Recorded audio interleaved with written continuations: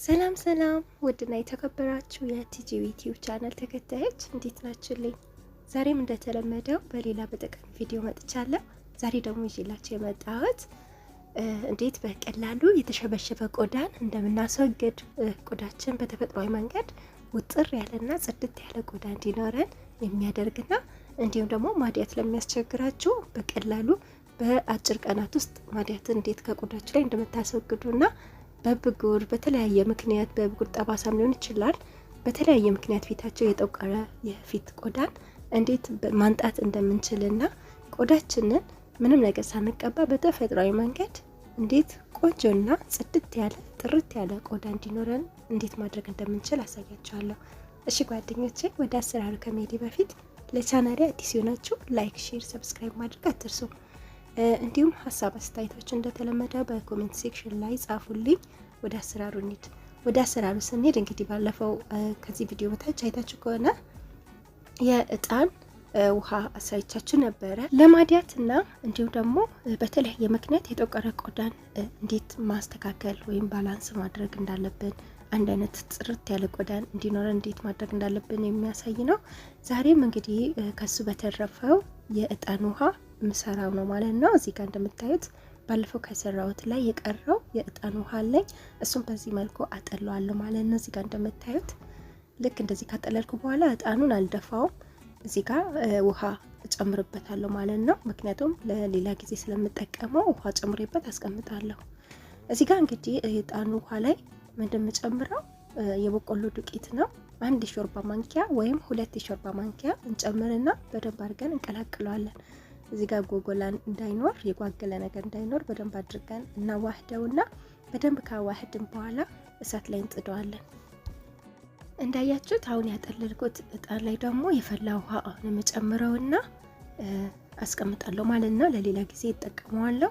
ስለዚህ የምታጠሉትን እጣን መድፋት ወይም መጣል የለባችሁም። ላዩ ላይ ውሃ ሞልታችሁ ማስቀመጥ ነው ማለት ነው። ምክንያቱም ውስጡ ጥቅም ስላለው እሱም እንደ አዲስ ይሄኛው ሟምቶ ይወጣልናል። ስለዚህ ይሄን እንደዚህ ከድነን እናስቀምጣለን። በምንፈልግበት ሰዓት መጠቀም እንችላለን። አይበላሽም። ለብዙ ወራት እንኳን እንደዚህ ዘፍዝፋችሁ ብታስቀምጡ ውጭ ላይ ምንም ይበላሽ ነገር የለም ማለት ነው። እሳቴን ካበራው በኋላ አሁን የቀላቀልኩትን የእጣን ውሃና የበቆሎ ዱቄቱን በዚህ መልኩ እሳት ላይ ጥድና በደንብ አድርጌ እንደዚህ እያማሰልኩኝ እሳት ላይ ቆያለሁ። ምክንያቱም እንዳይጓገልብን ማዘጋጀት ይኖርብናል ማለት ነው። በነገራችን ላይ ይሄንን ክሬም እስከዛሬ ያልተጠቀማችሁ ከሆነ በጣም ተሸውዳችኋል።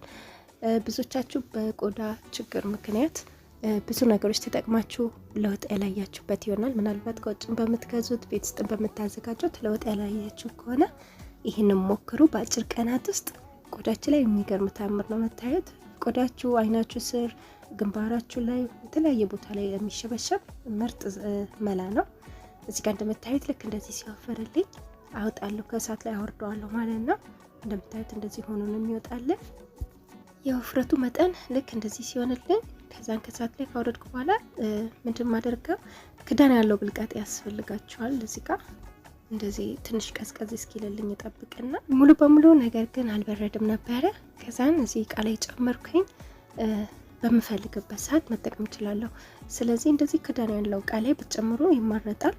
ፍሪጅ ውስጥ እያደረጋችሁ ነው የምትጠቀሙት። ታዲያ እኔ እንደዚህ ከጨመርኩኝ በኋላ ነገር ግን እየቆየ ሲሄድ ማለትም በጣም እየቀዘቀዘ በሄደ ቁጥር እየወፈረ ነው የሚሄደው። ስለዚህ የሚያሳስብ ነገር የለም። ያው ባህሪው ነው ዱቄት ስላለው ማለት ነው። ስለዚህ ልክ እንደዚህ ከጨመርኩኝ በኋላ ምንድን ማደርገው መጠቀም ስፈልግ ከፍሪጅ ውስጥ እያወጣን መጠቀም፣ ውጪ ማስቀመጥ የለባችሁ ይበላሻል። ተጠቀሙ ስትሉ ነው ከፍሪጅ ውስጥ አወጣችሁ የምትጠቀሙት። እዚህ ጋር እንግዲህ እንደምታዩት በንጹህ ፊት ላይ ነው መጠቀም ያለባችሁ። ፊታችሁን በደንብ ጽድት አድርጋችሁ በሳሙና ከታጠባችሁ በኋላ በንጹህ ቆዳችሁ ላይ ትጠቀማላችሁ። ፊታችሁ ላይ ማዲያት ካለ እንዲሁም የብጉር ጠባሳ ካለ እንዲሁም ፊታችሁ የተሸበሸበ ከሆነ እሱን በማስወገድ ፊታችሁ ጥርት ያለና አንድ አይነት ከለር እንዲኖራችሁ ያደርጋል። ቆዳችሁን ባላንስ ያደርጋል። እንዲሁም ደግሞ ማዲያትን በአጭር ጊዜ ውስጥ ለማስወገድ በጣም ብዙዎች እየተጠቀሙ ያሉና ለውጥ እያዩበት ያሉ በጣም ጠቃሚ የሆነ ክሬም ነው። እናንተ በቤታችሁ ውስጥ ተጠቀሙት። እንደዚህ ከተጠቀማችሁ በኋላ ፊታችሁን ልቦታ አዳርሳችሁ አንገታችንን ተጠቀሙ።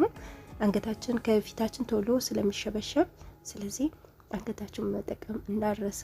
ታዲያ እንደዚህ ከተጠቀማችሁ በኋላ ፊታችን ላይ ለ25 ወይ ለ30 ደቂቃ ቆዩና በኖርማል ውሃ መታጠብ ነው ማለት ነው። ፊታችን ከታጠባችሁ በኋላ ደግሞ ሞይስቸራይዝ መጠቀም እንዳረሱ። ነገር ግን ማወቅ ያለባችሁ ስትታጠቡ ቆዳችሁ ላይ ልጥፍ ብሎ የሆነ ጊዜ ሊፈጅባችሁ ይችላል። ከቆዳችሁ ላይ ሊላቀቅ የሚያሳስብ ነገር አይደለም። አልቅም ብሎ ፊታችን ላይ ልጥፍ ብሎ የሚቆይ ከሆነ ማድረግ ያለባችሁ ምንድነው ሶፍት ላይ ውሃ አስነክታችሁ ሶፍቱ ላይ ውሃ ካስነካችሁ በኋላ በዛ ፊታችሁን ጠረግ ስታረጉ ውሃ ረጥቦ ፊታችሁን ውሃ ነክቶት ስለነበረ ወዲያው ከቆዳችሁ ላይ ይነሳል ማለት ነው። እዚህ ጋር ደግሞ ጸጉሬ እንደምታዩት እዩት እንዴት እያደገ እንደሆነ እና ባለፈው የሰራሁት ቅባት በጣም ተስማምቶኛል። ያላያችሁ ገብታችሁ እዩ። እሺ ጓደኞቼ ዛሬ ጠቃሚ ቪዲዮ ይመስል ነበር። እስከመጨረሻው ስለተከታተላችሁ አመሰግናለሁ። በሌላ በቀጣይ ቪዲዮ እስክንገናኝ ሰላም ሁኑልኝ። ባይ ባይ።